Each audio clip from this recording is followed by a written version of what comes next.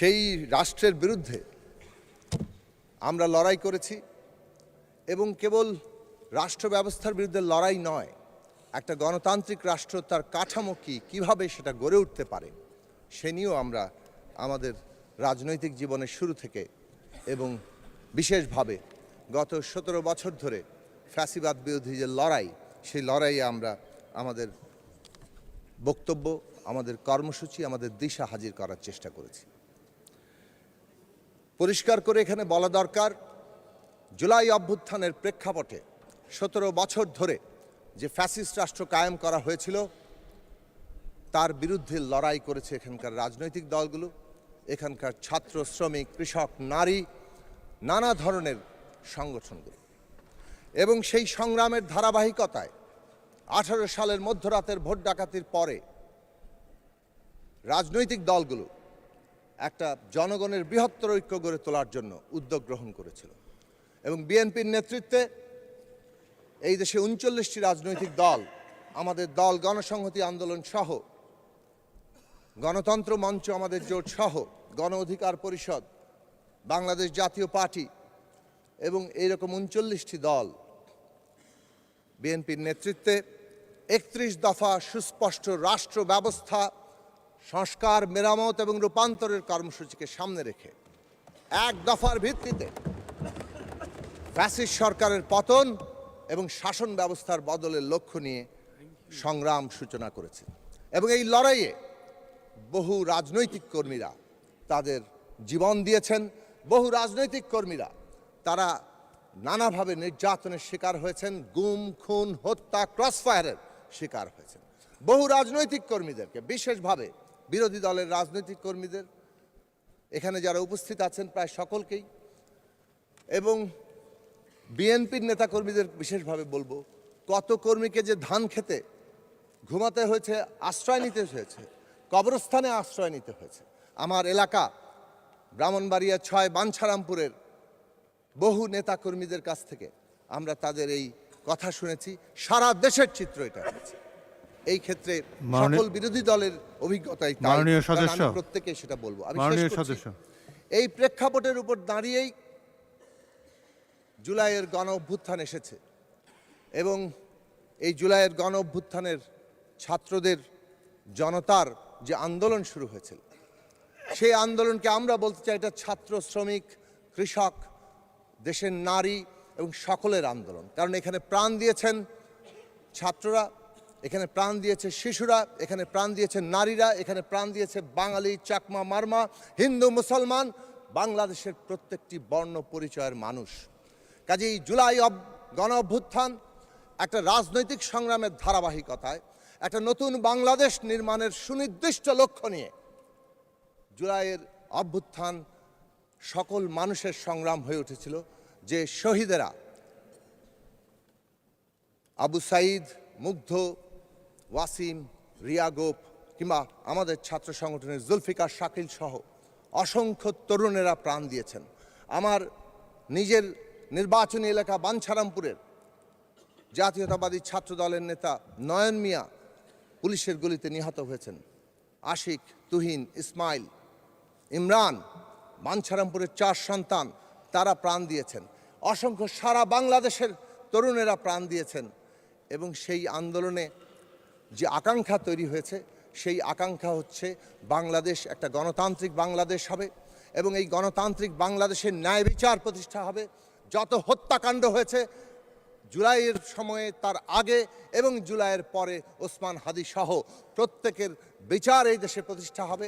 এবং কেবল ন্যায় বিচার নয়, একটা রাষ্ট্রে যদি অধিকাংশ খেটে খাওয়া মানুষের ন্যায্য হিস্সা তৈরি না হয়, সত্যিকার অর্থে জনগণের মধ্যে ঐক্য তৈরি হয় না। ধন্যবাদ। সত্যিকার অর্থে গণতন্ত্র তৈরি হয় না। মাননীয় স্পিকার, 30 সেকেন্ড। এবং সেই কারণে একদিকে ন্যায় বিচার, অন্যদিকে এই খেটে খাওয়া মানুষের ন্যায্য হিস্সা তৈরির মধ্য দিয়ে জনগণের মধ্যে ঐক্য প্রতিষ্ঠা। আর যেই দেশে জনগণের ঐক্য প্রতিষ্ঠা হয়, যেই দেশে ঐক্যের উপর দাঁড়িয়ে গণতন্ত্র চলে, সেই জনগোষ্ঠীকে কেউ পরাজিত করতে পারে না। তার মধ্য দিয়ে স্বাধীনতা, সার্বভৌমত্ব রক্ষা হয়। ফলে ন্যায় বিচার, গণতন্ত্র, খেটে খাওয়া মানুষের ন্যায্য হিস্সা এবং সার্বভৌম বাংলাদেশ যেই বাংলাদেশ প্রতিষ্ঠার জন্য আমাদের প্রয়াত প্রধানমন্ত্রী বেগম খালেদা জিয়া 5 তারিখের পরে 7ই আগস্ট পরিষ্কার করে এই দেশের মানুষের সামনে একটা দিশা হাজির করে গিয়েছিলেন যে এই প্রতিহিংসার রাজনীতি পরিহার করে দেশের মানুষকে ঐক্যবদ্ধ করে বাংলাদেশকে এগিয়ে নিয়ে যেতে হবে। এটা কেবল একটা বক্তব্য নয়, এটা বাংলাদেশের সামনে একটা রাজনৈতিক দিশা, যে দিশার মধ্য দিয়ে আজকের বিশ্ব বাস্তবতায় আমরা কোথায় যাব সেটা আমাদের ঠিক করতে হবে। জুলাই শহীদদের রক্তের ঋণে সারা বাংলাদেশের মানুষ এই সংসদ আবদ্ধ। এই সংসদকে জুলাই শহীদদের রক্তের ঋণকে ধারণ করে তাদের আকাঙ্ক্ষাকে পূরণ করতে হবে। সেই দিকেই মাননীয় প্রধানমন্ত্রী সহ, মাননীয় সংসদ নেতা সহ, বিরোধী দল নেতা সহ, এই মাননীয় স্পিকার, সকল সদস্যরা আমরা সেই দিকে অগ্রসর হব। তখনই জুলাই শহীদদের প্রতি আমাদের প্রকৃত শ্রদ্ধা, ভালোবাসা, তাদেরকে স্মরণ করা এবং সকল আহত যোদ্ধাদের এবং সকল লড়াকুদের আকাঙ্ক্ষাকে ধারণ করা সম্ভব হবে। আমাকে এই সুযোগ দেওয়ার জন্য আপনাকে আবারও অসংখ্য ধন্যবাদ জানাচ্ছি মাননীয় স্পিকার। ধন্যবাদ মাননীয় সদস্য। আমি একটি বিষয় অত্যন্ত বিনয়ের সাথে আপনাদের সামনে উপস্থাপন করতে চাই। কার্যপ্রণালী বিধি প্রত্যেক সংসদ সদস্যের জন্য বাইবেলের মতো। এটি অনুগ্রহ করে আপনারা মনোযোগ সহকারে পড়বেন, বিশেষ করে যারা নবীন সদস্য। এবং একটি আচরণবিধি হলো, স্পিকার যখন কোনো সদস্যের উদ্দেশ্যে বক্তব্য রাখে, সেই সদস্য তখন আপন নিজের সিটে বসে পড়বেন। এটা ভবিষ্যতে আপনারা পালন করবেন, এটাই সংসদীয় রীতিনীতি। এখন বক্তব্য রাখবেন শহীদউদ্দিন চৌধুরী, মাননীয় মন্ত্রী, পানি সম্পদ মন্ত্রণালয়। একটু সংক্ষিপ্ত করবেন, আমাদের অনেক অনিষ্পন্ন কাজ রয়ে গেছে সামনে। বিসমিল্লাহির রহমানির রহিম। মাননীয় স্পিকার, আপনাকে অসংখ্য ধন্যবাদ। আমাকে আপনি আজকের এই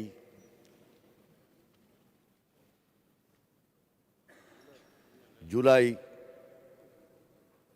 অভ্যুত্থানে, গণ আন্দোলনে যারা শহীদ হয়েছেন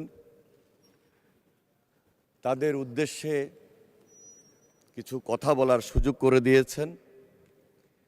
আমি সর্বপ্রথম বিগত আন্দোলন সংগ্রামে যারা শহীদ হয়েছেন, বিশেষ করে গুম খুনের শিকার হয়েছেন এবং সর্বশেষ জুলাই আন্দোলনে যারা শহীদ হয়েছেন তাদের আত্মার মাগফিরাত কামনা করছি এবং তাদের পরিবারের প্রতি সমবেদনা জ্ঞাপন করছি। আমাদের প্রিয় নেত্রী, দেশনেত্রী বেগম খালেদা জিয়া, তিনি দীর্ঘ আন্দোলন সংগ্রামে নেতৃত্ব দিয়েছিলেন এবং সর্বশেষ তিনি আমাদের থেকেও বিদায় নিয়েছেন। আমি তার আত্মার মাগফিরাত কামনা করছি এবং তার প্রতি গভীর শ্রদ্ধা নিবেদন করছি।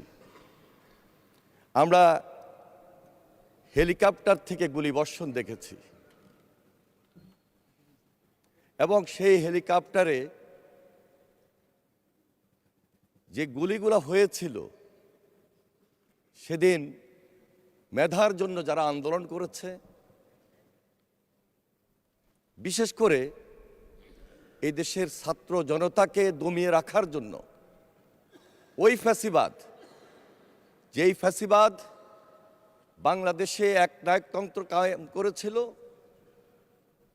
একদলীয় শাসন করেছিল এবং এক ব্যক্তির শাসন করেছিল, তারাই সেদিন সেই হত্যার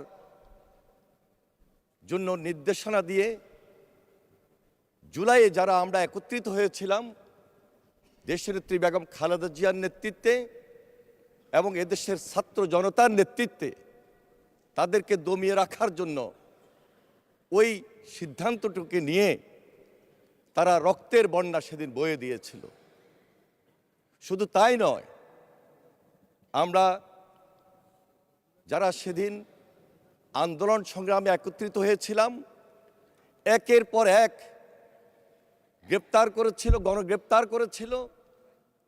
আমি সেদিন ডিবি অফিসে যখন যাই, সেই স্মৃতিটুকু শুধু আজকের এই পার্লামেন্টে তুলে ধরেই আমার এই সংক্ষিপ্ত বক্তব্য আমি শেষ করব। মাননীয় স্পিকার, ডিবি অফিসে যখন যাই 25 জুলাই আমাদের সিনিয়র অনেক নেতৃবৃন্দ ডিবি অফিসে চোখ বাঁধা অবস্থায় ছিলেন। উপর্যুপরি তাদের উপর অত্যাচার হয়েছিল, নির্যাতন হয়েছিল। আমরা একত্রিত হয়ে প্রতিবাদ করি। এই প্রতিবাদ করা অবস্থায় আজকের সরকার দলীয় অনেক সদস্য তো ছিলেনই, আমাদের অনেক ছাত্রনেতাও ছিলেন এবং বিরোধী দলীয় যারা এখানে কথা বলেছেন তারাও সেদিন এক রুমে একভাবে আমরা আবদ্ধ অবস্থায়, নির্যাতিত অবস্থায় ছিলাম। আমরা যখন উপর্যুপরি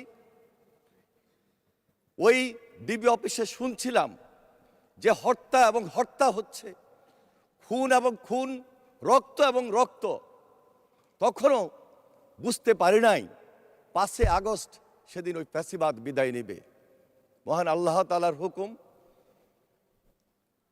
5 তারিখে 5 আগস্ট আমরা যখন দেখলাম ফ্যাসিস্ট বিদায় নিয়েছে,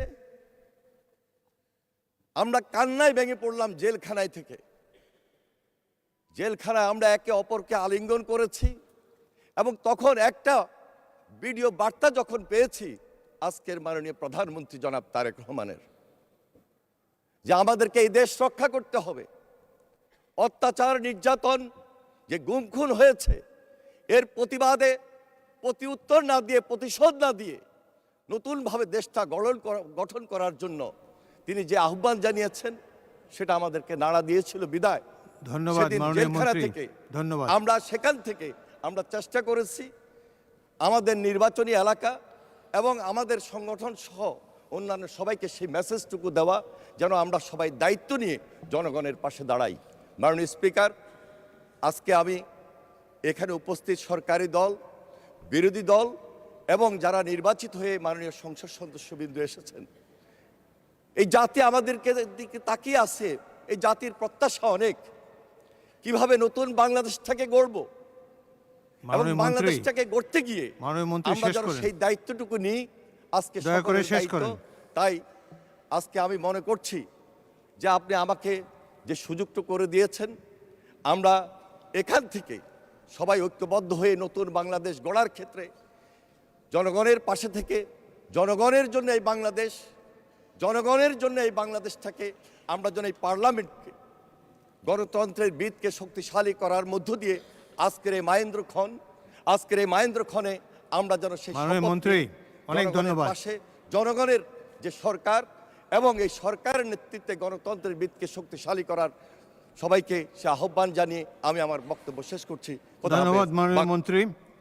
বিদ্যুৎ বিভ্রাটের কারণে আমরা অনেকটা পিছিয়ে রয়েছি, অনেক কার্যক্রম এখনও অনিষ্পন্ন রয়েছে। এখন আমি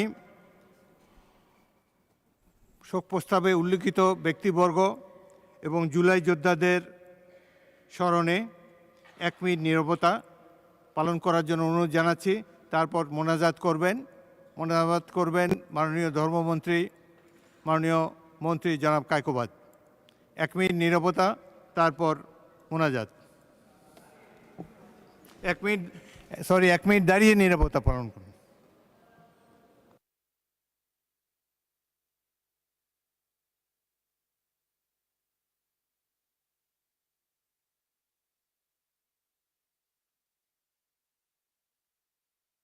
মাননীয়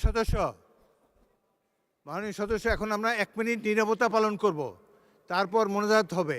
মোনাজাত করবেন ধর্মমন্ত্রী জনাব কায়কোবাদ। আপনি তারপরে দরকার হলে বক্তব্য রাখতে পারেন, কিন্তু এখন আমরা অনেকটা পিছিয়ে গিয়েছি, অনেক কাজ অনিষ্পন্ন রয়েছে বিদ্যুৎ বিভ্রাটের কারণে। তো আমরা এখন 1 মিনিট নীরবতা পালন করব।